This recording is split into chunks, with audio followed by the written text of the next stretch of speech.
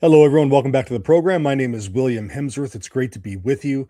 I'm excited to introduce our guest, Paul McCusker. He's a writer, dramatist, best known for his work on the long-running children's audio program Adventures in Odyssey. He has written award-winning radio theater productions for the Augustine Institute and Focus on the Family, and numerous novels for readers of all ages. He currently serves as senior director of creative content for the Augustine Institute, collaborating with the organization on its latest audio drama project, Welcome to Hope Springs. And he lives in Missouri with his wife. Paul, how are you doing today? I'm doing well. Thanks, Bill. It's good to be with you. Oh, same here. Thanks for taking the time today to come on the program and talk about Hope Springs. Mm-hmm. It's funny. Our mutual friend Carrie, I was reading through some of the notes, and it's based on middle school kids. That's funny. I teach middle school. I teach 6th, 7th, and 8th grade. Oh, and as I'm listening to the first episode, I'm listening to the two reporters talk at the train depot. mm-hmm. I could not help but start laughing because that is exactly how middle schoolers communicate with each other. I was like, wow. and these are two grown-ups, but I figured for our audience, the two grown-ups talking like middle schoolers, they would relate. I was transported to my classroom. I'm on spring break right now. I was like, wow, this reminds me about a week ago. Mm-hmm. Just what was stuff that was going on. Mm-hmm. So you've been writing children's books and audio dramas for quite a while. Can you share the story behind Welcome to Hope Springs and what makes it stand out in your work? Well, sure. Basically, it is there's this magical age. It's a wonderful age of sort of this 11, 12-year-old. It's sort of kids are past the little kid spell, that age, and they're not quite adolescents. And there's this wonderful age of this mythical 11 years old that I actually love to write to and write for, because it's such a wonderful age. There just so much is being processed and the way they're growing and developing. And if you write properly, the stories you tell can work for younger kids and they work for older and adults. And so that's what's wonderful about it. The show Adventures in Odyssey that I did for years was geared towards that age. And in the years since I left Odyssey, and I had become Catholic and was trying to figure out, is there something I could do to tell stories from a Catholic perspective? Adventures in Odyssey was definitely coming through an evangelical Protestant filter. And I thought, okay, is it possible to tell stories, modern stories from a Catholic perspective of kids who may be Catholic or not Catholic, but the whole worldview of the show and the stories would be that. And I began to develop this whole idea of this mythical Colorado town called Hope Springs, and decided, unlike Odyssey, which we sort of made up as we went along, that I'm really going to pin down the mythology of this small town, so that I can explore all kinds of different ideas for different age groups.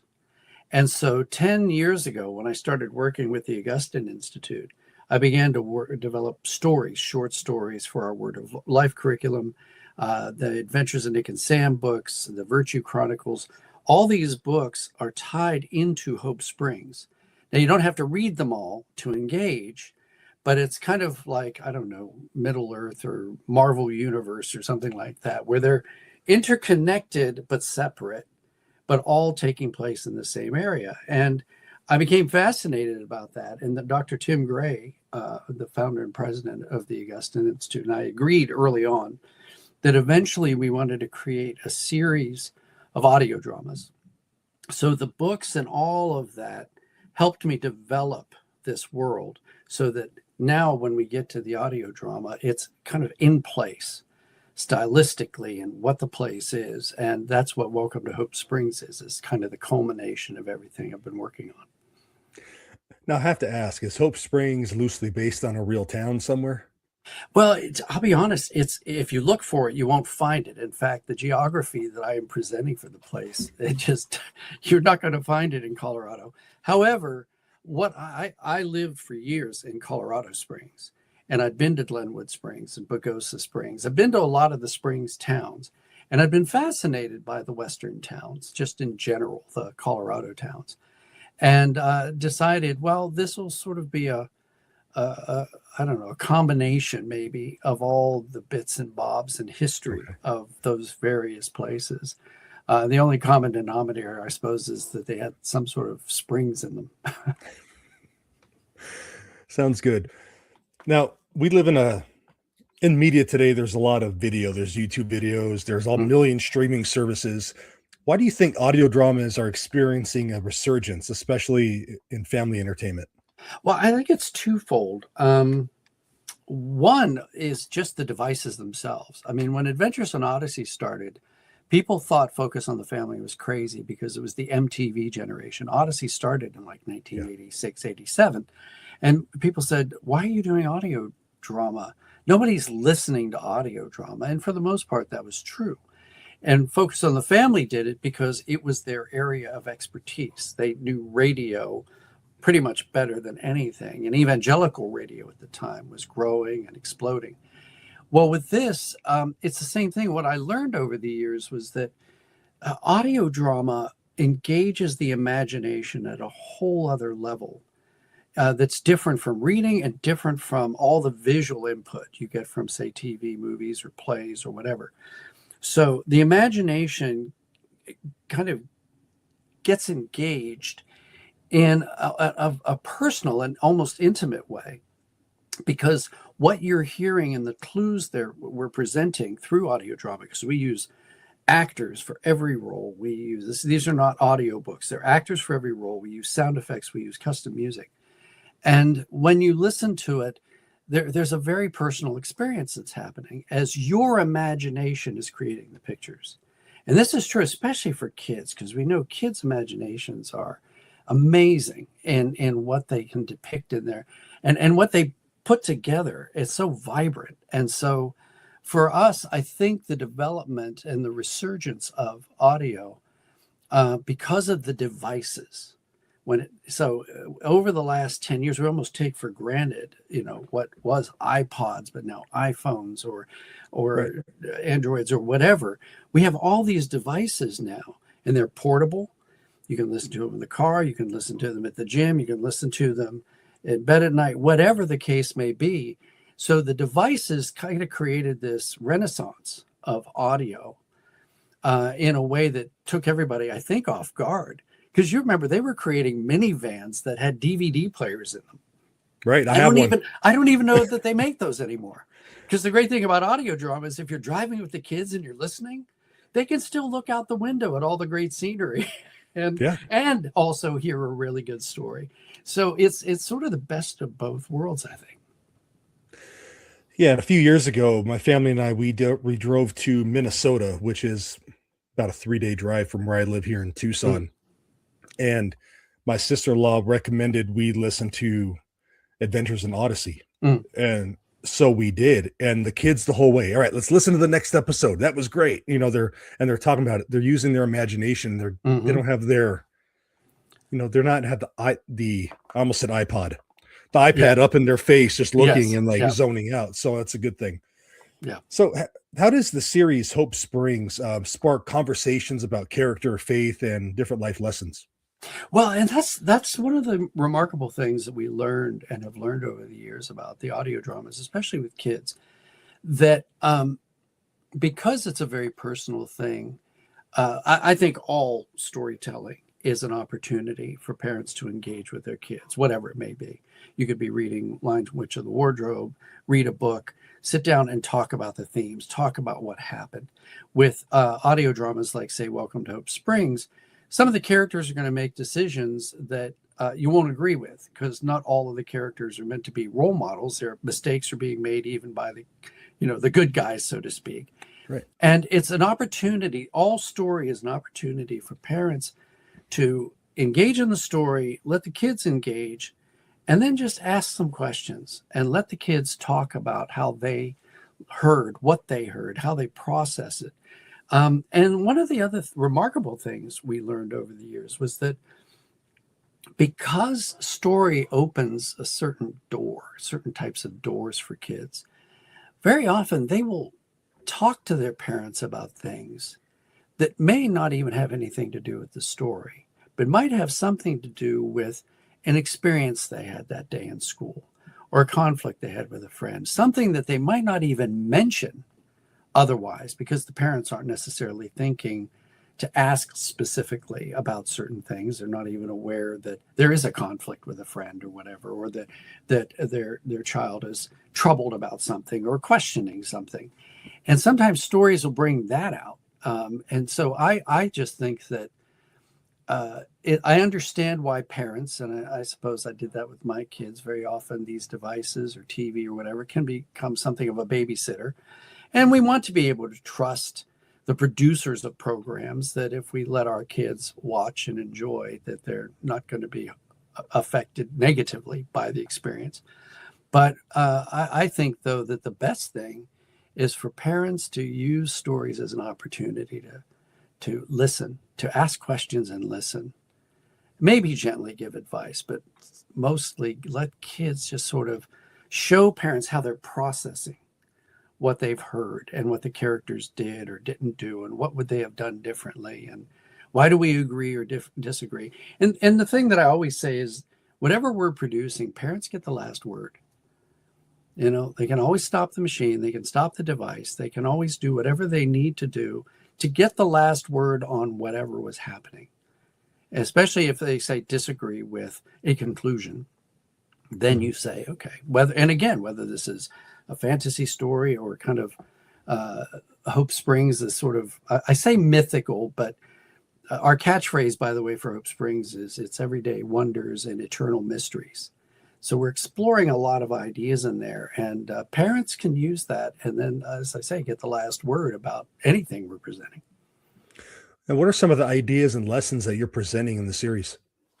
Well, I'm exploring. It's funny. We're exploring, like I say, the everyday themes, and that's hopefully stuff that the kinds of situations and conflicts and questions that kids are going to have in real life, day to day. And sometimes I take a humorous approach, the silliness of life. I always find humor in a lot of things, maybe things that some people wouldn't find funny at all. But I'm always looking for the thing that's funny about human nature, about how we behave. And I explore that a lot relationally. But then I expand beyond there. And in some ways, I guess you could say this is very different from Odyssey, because as a Catholic writer, the Catholic imagination takes in such a, I want to say a bigger world and a world beyond our world. It is that thing that's beyond everyday experience. And so to even nudge listeners in the direction that the world is bigger than we know, and that eternity is even bigger than this world that we are in right now, this framework, as C.S. Lewis called it. It was like the set decorations on a stage, and if you could just punch a hole in the set, you could see the vast eternity reality beyond it. And that's part of what we do with this. So the stories are slice of life, some degree of mystery, and there's even I want to say an acknowledgement of the supernatural, and I don't mean creepy horror. I mean just unusual things that if we read the saints' lives and if we look at Catholic history, the 2,000 years of Christian history, and unusual things that you can point to say, this is a clue. God is allowing this to show us that there's more than we think, and that we're not meant to be at home in this world to the way we often are. Now, there's 10 episodes released in season one. Are there plans for other seasons in the future? Yes, actually. And I keep saying this, and I hope I'm not speaking out of turn, but we've already produced season 2, which I believe will come out in May. And we have season 3 recorded. And so we're now in the post-production of season 3, putting all the music and sound effects together. And as of right now, I am working on the scripts for season 4, which I would hope that we'll record sometime this summer. So, we are trying to stay ahead of the curve so that listeners don't have to go too long between seasons, because they are all connected. You could probably put them back to back and you have a continuity of and flow of storytelling. Though you mentioned school, and it's funny, it's not until season 4 that the kids go to school. So far, they're still on their summer break. So everything that's been happening in seasons 1, 2, and 3 are all summertime. So season 4, I finally get them into the classrooms. So what has been some of the feedback that you've received on this series so far? Well, so far it's been really good. I think people, and it's funny because we trickled it out. We put them on all the platforms, and then weekly we released the 10 episodes. So they're all out now. But it's funny, you kind of get reactions per episode, and sometimes the reactions are, well, we don't, what's this all about? And then, of course, all you can say is, well, keep listening and you'll find out. All of this gets resolved by the end of the 10th episode. And so I think the responses, though, have been good from parents and from the kids. The phenomenon with, say, you had with Adventures in Odyssey seems to be happening here, where it's like, can't wait for the next episode. And if it's out, put it on. They want to go straight from one to the next to the next. So that's good news. If my big fear is always that people will just quietly turn things off and not even say anything about it. They just quietly turn away because they're bored or something's not clicking. But so far, it seems to be well received. Great. Now, you mentioned it's on all the platforms. Can you mention some of the platforms where listeners could go to hear the series and learn more about it? Yeah, of course. It's on the Formed. Augustine Institute has the Formed platform, which, of course, has been around for a long time. It's there. It's on Spotify, Apple Music, Pandora. It's on YouTube. Okay. It's on like all of the major platforms right now. So unless if there isn't a paywall of any sort, it's just there to be heard. We're not charging for it at this point, so it's just there to be heard wherever you tend to listen to things. Good deal. So check it out, everyone. Before I let you go for the day, Paul, today's the Feast of St. Patrick, and you did a audio drama called The Trials of St. Patrick. Yes. So I'd be remiss if I didn't touch on that a little bit, with today being St. Patrick's Day and all. So what prompted you to record that audio drama, and what did you learn about St. Patrick in the process? Well, when I started working with the Augustine Institute, and I'd been doing tons of radio theater productions, big productions of, huge cast. We were recording in London. And the first one we did at the Augustine Institute was about St. Francis, because he's probably one of the most popular saints. And I really learned for myself that there was a great story to be told there dramatically. And it was the same thing with St. Patrick. I come at these stories almost like a lot of people do, which you have a cursory knowledge of them. But for me to be able to do a drama, I have to dig in pretty deep and figure out what was he doing and what was his background and what was historically happening.